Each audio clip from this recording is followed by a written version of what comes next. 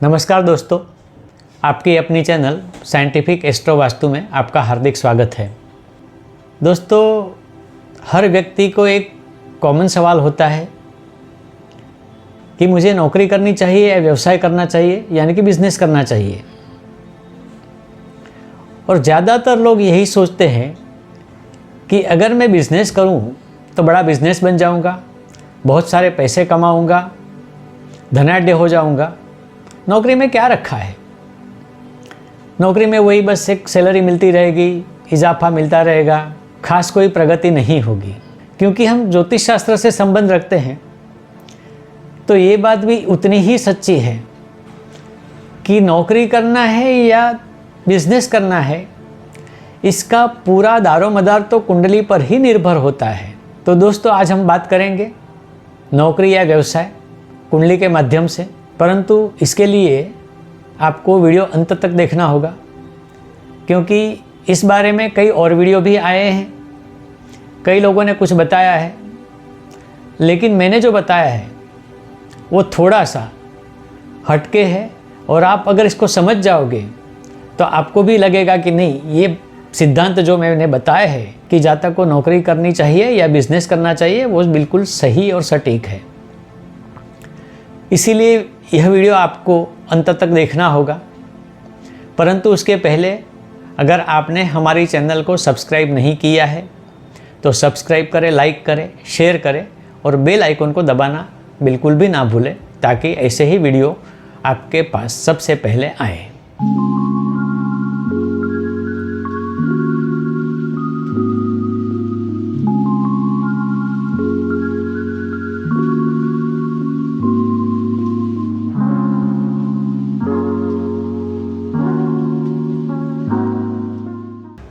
तो आइए शुरू करते हैं, नौकरी या व्यवसाय क्या करना चाहिए।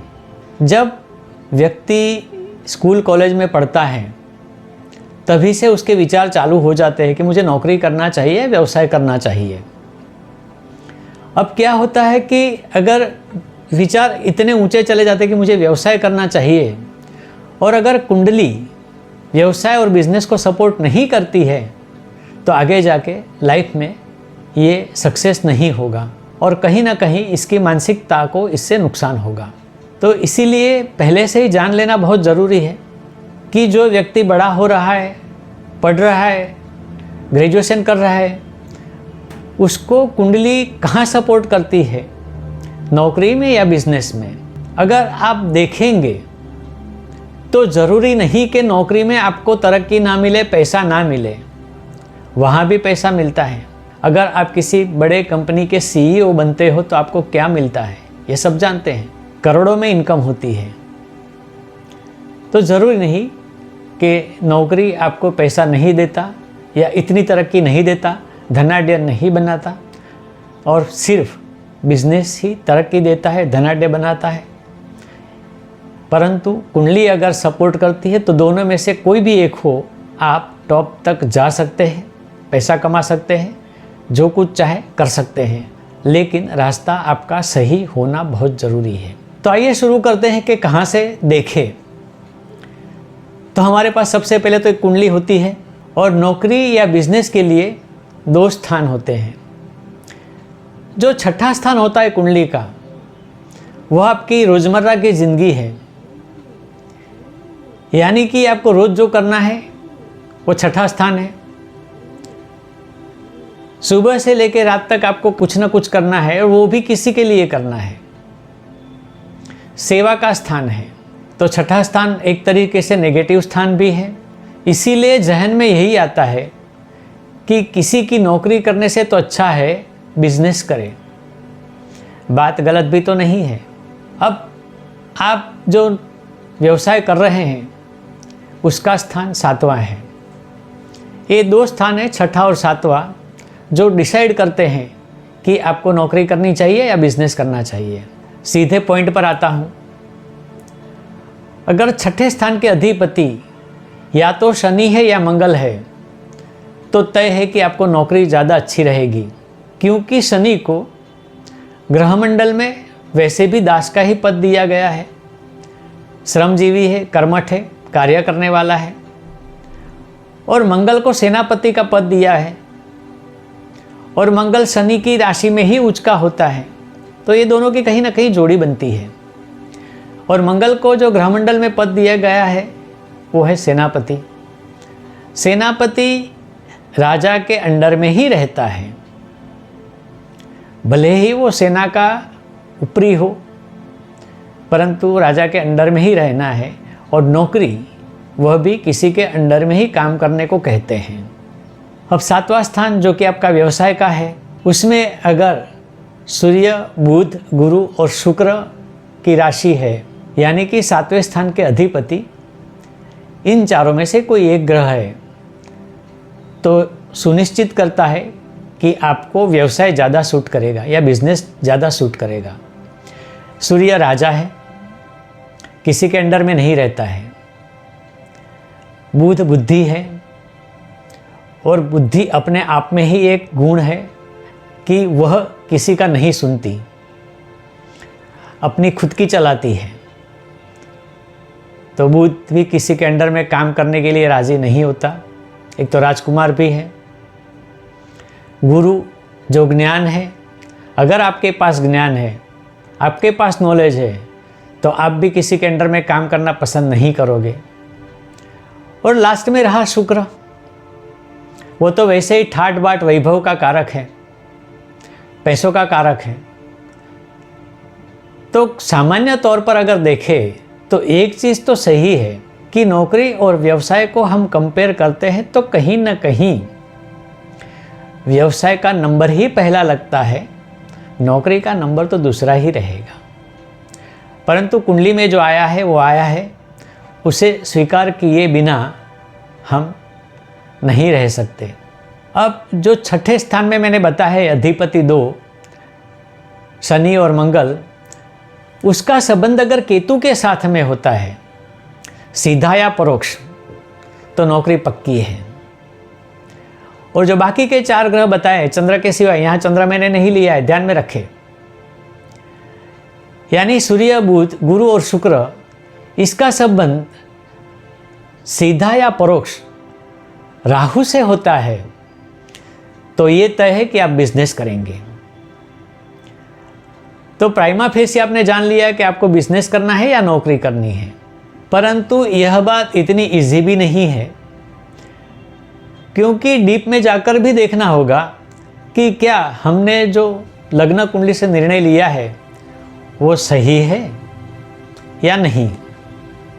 तो इसके लिए हमें कुछ और कंफर्मेशन करना है अलग तरीके से। वह अलग तरीके में बताऊंगा जो कि स्पेशल है, और इसके ऊपर ध्यान देना बहुत ज़रूरी है। तो सबसे पहले है नवांश कुंडली, क्योंकि नवांश कुंडली जो है D9 वह भाग्य कुंडली है, यानी कि आपके भाग्य में क्या लिखा है उसका ज़्यादा स्पष्टीकरण नवांश कुंडली देती है।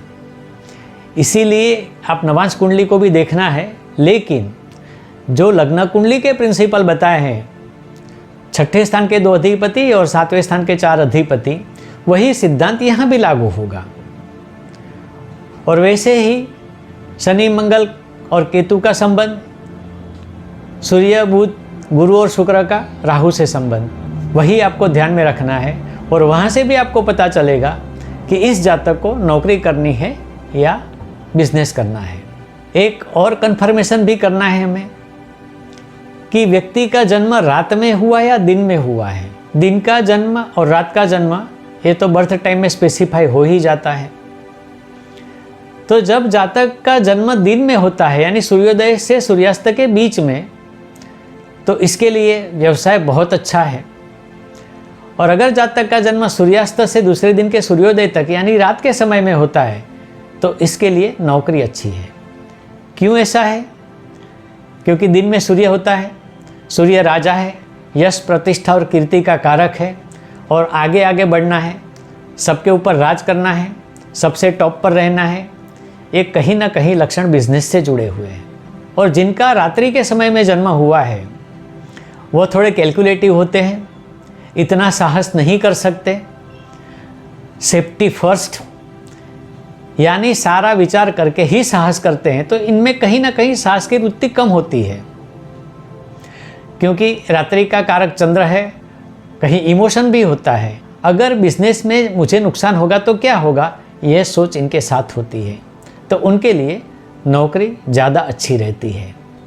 एक और चीज़ भी है, व्यक्ति का जन्म उत्तरायण में हुआ है या दक्षिणायन में हुआ है, जो ज्योतिष कुंडली बनवाते उसमें लिखते ही हैं कि जातक का जन्म उत्तरायण में हुआ है या दक्षिणायन में हुआ है। करीब करीब, एग्जैक्ट तो नहीं है लेकिन अप्रोक्सीमेटली, अगर जातक का जन्म जनवरी से जून तक होता है, ये करीब करीब मैं बताता हूँ क्योंकि सही टाइम तो कुंडली बनाते वक्त आ ही जाता है, तो जातक का जन्म उत्तरायण में समझा जाएगा। और जातक का जन्म जुलाई से लेकर दिसंबर तक होता है तो वह जन्म दक्षिणायन का समझा जाएगा। जिनका जन्म उत्तरायण में हुआ है, यानी कि सूर्य जब ऊपर की तरफ जाता है, प्रगति करता है, तो ये बिजनेस के लक्षण हैं। आज मैं हूँ, उससे मुझे ऊपर जाना है, ऊपर जाना है, ऊपर जाना है, ऊपर जाना है, बहुत तरक्की करनी है। और वैसे ही सूर्य का प्रभाव इस समय में ज़्यादा होता है, तो सूर्य वापस यश प्रतिष्ठा कीर्ति का कारक है, तो बिजनेस के लिए ये सही है। दक्षिणायन में क्योंकि सूर्य नीचे की तरफ जाता है, अधोगति में जाता है, तो ये लोग जैसे रात्रि के समय में था वैसे ही ये लोग सेफ चलते हैं, कैलकुलेटिव चलते हैं, ज़्यादा साहस नहीं करते, जो कि बिजनेस के लिए विपरीत है, तो इनके लिए नौकरी अच्छी है। एक और क्राइटेरिया है, आपका जन्म पूर्णिमा के समय के आसपास के 7-8 दिन में हुआ है, या आपका जन्म अमावस्या के आगे पीछे वाले 7-8 दिन में हुआ है, ये भी तय करता है कि आपके लिए नौकरी अच्छी है या बिजनेस अच्छा है। पूर्णिमा के आसपास के जन्मे लोगों के लिए बिजनेस ही अच्छा है और अमावस्या के आसपास जन्मे लोगों के लिए नौकरी अच्छी है। अब मैंने आपको 5 प्रकार से डिसाइड करने को बताया है कि जातक के लिए नौकरी अच्छी है या बिजनेस अच्छा है। सबसे पहले बताया था लग्न कुंडली, दूसरा बताया था नवांश कुंडली, तीसरा बताया था दिन का या रात्रि का जन्म, चौथा बताया था उत्तरायण का या दक्षिणायन का जन्म, और 5वां बताया था पूर्णिमा या अमावस्या के आसपास का जन्म। आप इन 5 फैक्टर से डिसाइड कर लीजिए कि जातक के लिए नौकरी अच्छी है या बिजनेस।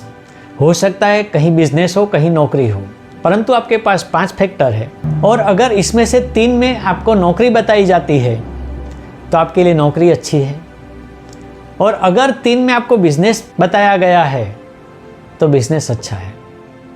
दोस्तों, ये जो मैंने बताया है वो मोटे तौर पर सामान्य सिद्धांतों पर बताया है, लेकिन ये 100% सटीक है ऐसा मैं नहीं कहूँगा, क्योंकि हर जातक की कुंडली का जब तक पूर्ण विश्लेषण नहीं करते हैं तब तक ये 100% तय होना मुश्किल है। तो मैंने मोटे तौर पर बता दिया है कि आप ये कैसे डिसाइड करते हैं। तो आज के वीडियो में बस इतना ही। अगर आपने अभी तक हमारे चैनल को सब्सक्राइब नहीं किया है तो सबसे पहले सब्सक्राइब करें, लाइक करें, शेयर करें, बेल आइकन को दबाना न भूलें और अगले वीडियो का इंतज़ार करें। तब तक के लिए नमस्कार।